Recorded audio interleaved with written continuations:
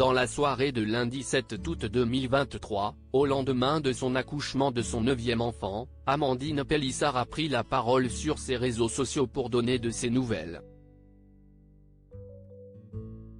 Si elle a tenu à rassurer quant à la santé de sa fille très prématurée, l'ex-star de TF1 a expliqué qu'un grand suivi était nécessaire, notamment vis-à-vis d'un risque d'infection. Ce fut la grande surprise du week-end. Dans la soirée du dimanche 6 août 2023, Amandine Pélissard a donné naissance à son 9e enfant. CIST, une petite fille prénommée Maëna qui a pointé le bout de son nez avec beaucoup d'avance. Maëna, nous t'attendions au mois de novembre. Et te voilà le 6 août 2023 à 21h22. J'entends ton premier cri. Tu viens au monde à 26 à plus 2 jours, a-t-elle annoncé en partageant de premières photos. Depuis, Amandine Pélissard donne des nouvelles dès qu'elle le peut. Et, lundi soir, elle a justement pris le temps de s'exprimer en story Instagram avec son mari Alexandre à ses côtés.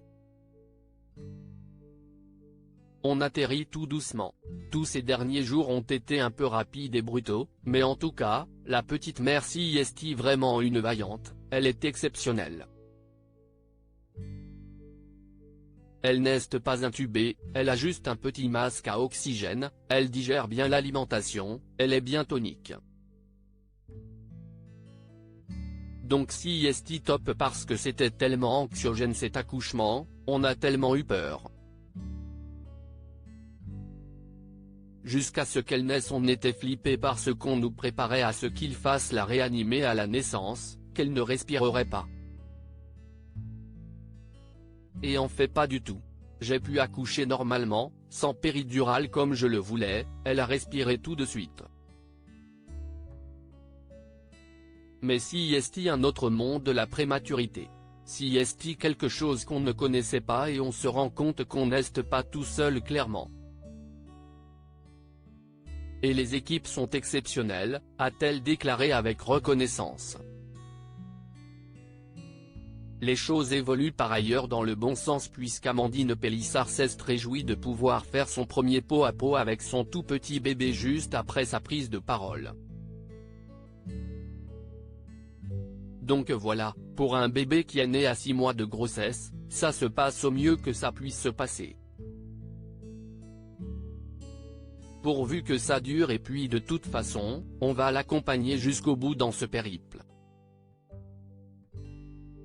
Il y a encore du chemin à faire mais j'ai confiance en ma fille, en l'équipe soignante et on va prendre soin d'elle, a-t-elle ajouté. La surveillance est toutefois de mise, autant pour Maëna que pour sa maman. Comme la poche de mes os a été percée, il y a un risque d'infection assez élevé donc j'ai encore des antibiotiques à prendre en intraveineuse, a-t-elle révélé en dévoilant son bras perfusé.